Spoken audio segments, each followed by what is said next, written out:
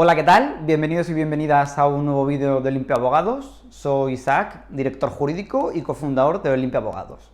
Como veréis, pues es evidente que no soy Rocío, que es la que hace los vídeos normalmente en el canal, pero bueno, me apetecía un poco vivir la experiencia de los vídeos y poder comunicarme con vosotros y con vosotras. Así que en este vídeo vamos a hablar del colectivo LGTBQI y en concreto de los llamados delitos de odio.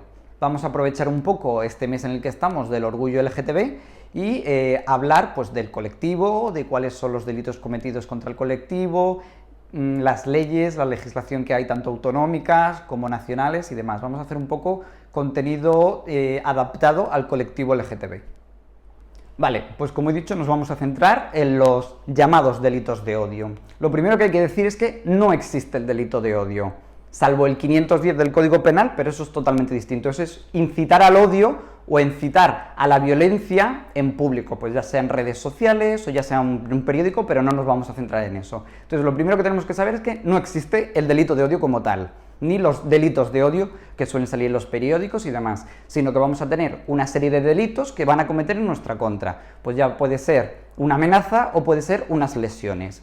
Y este delito se puede ver agravado por haber sido seleccionados por pertenecer al colectivo LGTBQI. Es decir, te vienen a insultar y amenazar y te dan un guantazo por ser maricón o lesbiana. Entonces, aquí lo que ocurre es que al agresor se le imputaría un delito de lesiones y un delito de amenazas agravado por un delito de odio o discriminación al colectivo LGTBQI.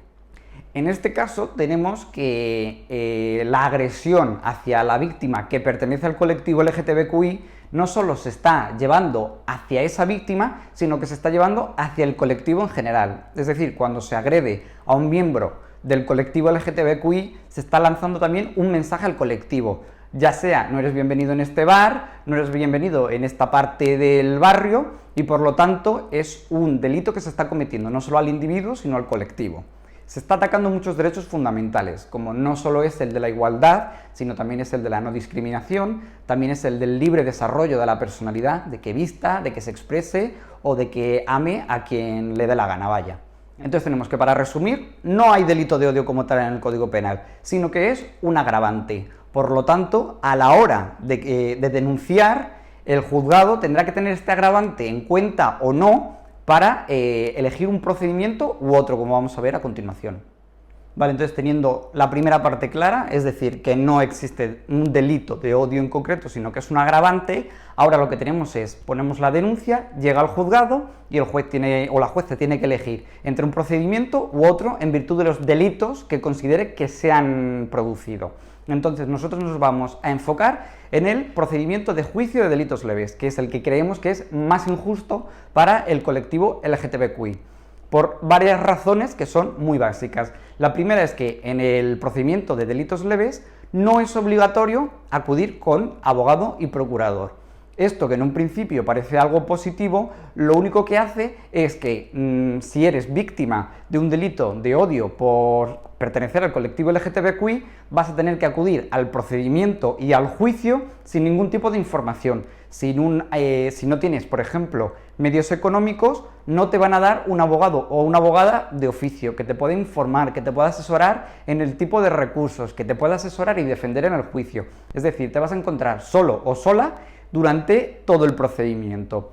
Tampoco vas a encontrar ningún tipo de ayuda psicológica, es decir, en los delitos que se cometen contra el colectivo LGTBQI, normalmente es mucho más grave las secuelas psicológicas que se quedan que el propio guantazo o la propia amenaza en sí. Por lo tanto, en el juicio de delitos leves tampoco vamos a tener ningún tipo de ayuda ni seguimiento psicológico. Al acudir al juicio de delitos leves, solo lo que va a ocurrir es que tampoco vamos a tener ni el conocimiento ni la facultad de poder pedir una orden de alejamiento contra esa persona que ha atentado contra nosotros o contra nosotras.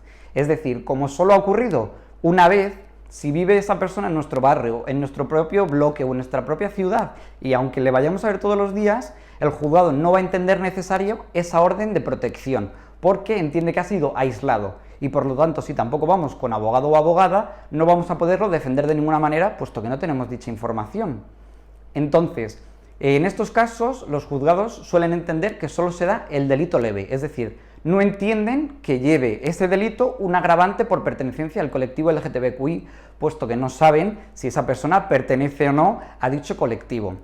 El juzgado entiende que, por ejemplo, si se ha producido un delito de lesiones, solo se está atentando contra tu integridad física. En ningún momento están teniendo en cuenta que están atentando contra tu integridad moral, contra tu dignidad, contra tu igualdad, contra el desarrollo de tu personalidad que hemos hablado antes, y que muchos de esos son derechos fundamentales que tenemos. Entonces, nos encontramos que el juzgado entiende que es un procedimiento de delito leve en el que no tenemos ningún tipo de asesoramiento y que solo se está teniendo en cuenta el delito y no el agravante por pertenencia al colectivo LGTBQI, que es el centro del delito, es por lo que se ha cometido dicho delito, por pertenecer o aparentar ser del colectivo LGTBQI.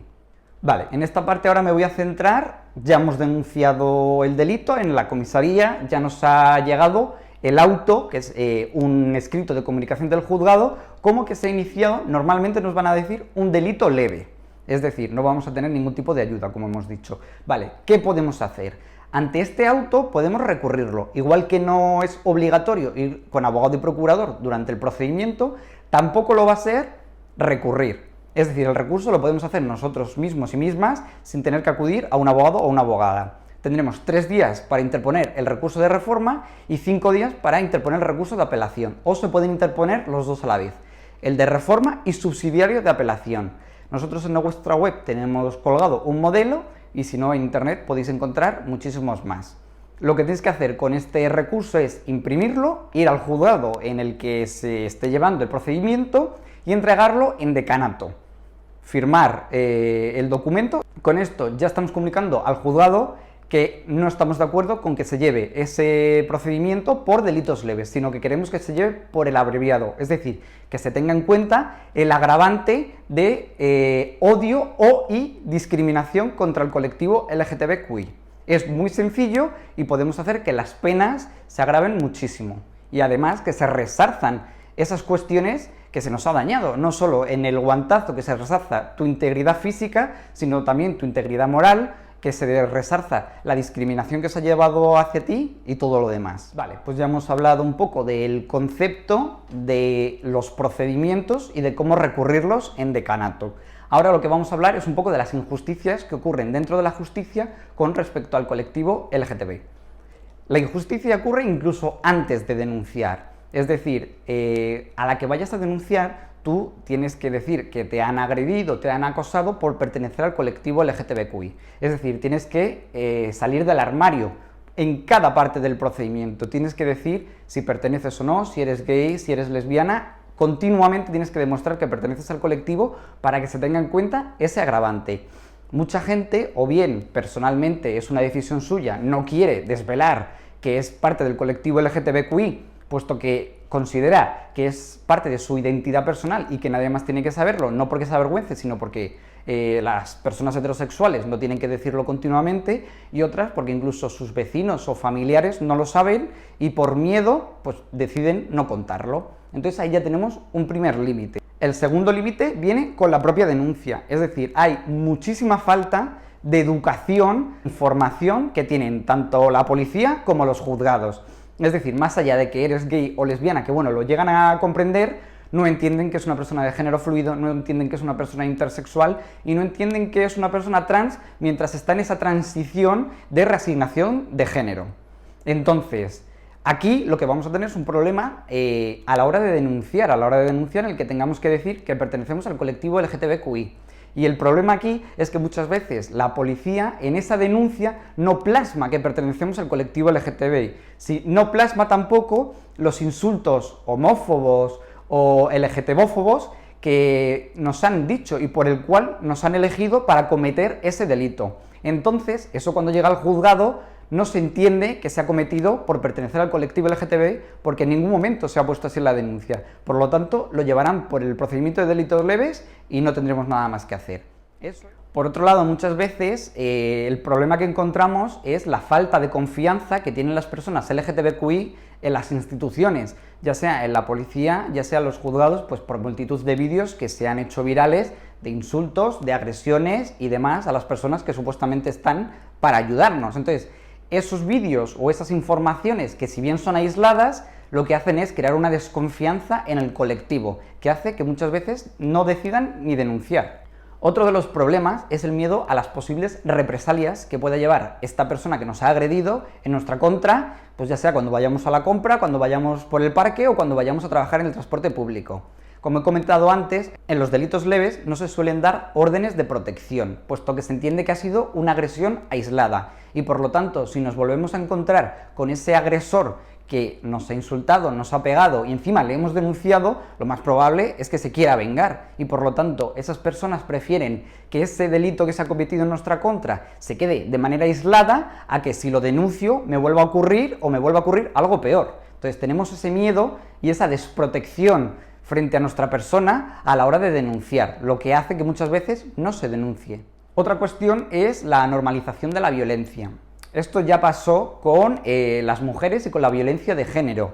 Es decir, se normalizaba tanto la violencia hacia ese colectivo, hacia el colectivo de la mujer y en este caso hacia el colectivo LGTB, que bien te insultaban o bien te pegaban, pues lo entendías, si no bien como normal, como tu día a día. Entonces, ¿para qué voy a denunciar si es que me pasa todos los días? Tendríamos todos los días que denunciar. Pues ahí está la cuestión. Cuantas más denuncias, más estadísticas se crearán y más presión habrá pues para crear una ley LGTB y para crear un procedimiento, unos tribunales especiales, como ya pasó en el caso de las mujeres con la violencia de género. Por lo tanto, hay que denunciar siempre.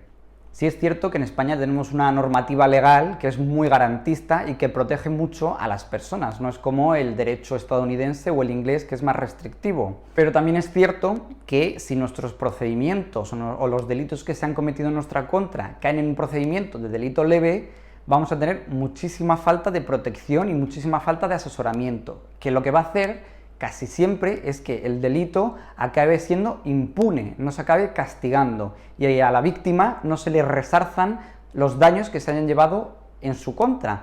Entonces, desde Olimpia Abogados, lo que venimos solicitando desde hace tiempo es que se apruebe una ley del colectivo LGTBQI que sea integral, es decir, que no solo se quede en palabras, sino que vaya con una protección, con una seguridad.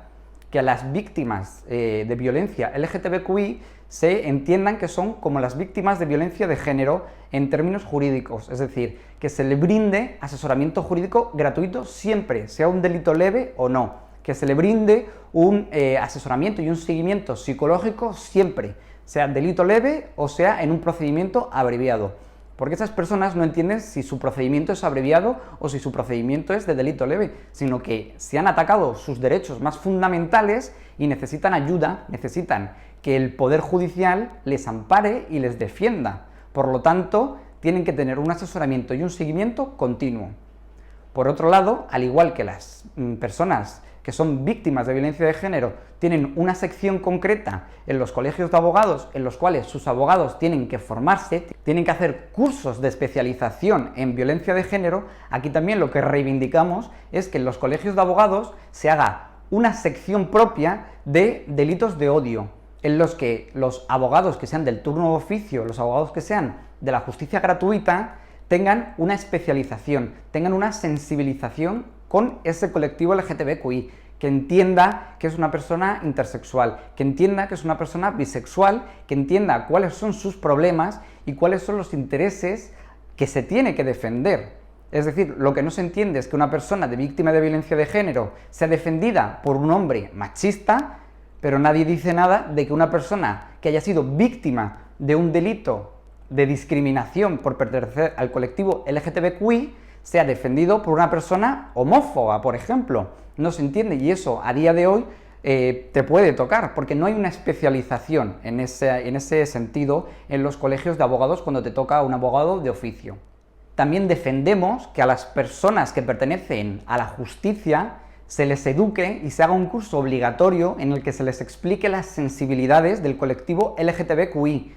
Y es decir, que si te pegan un guantazo, si te empujan, no solo están yendo contra tu integridad física, sino que también están yendo contra tu dignidad, contra tus derechos más básicos, como es el derecho al desarrollo de la persona o como es la igualdad.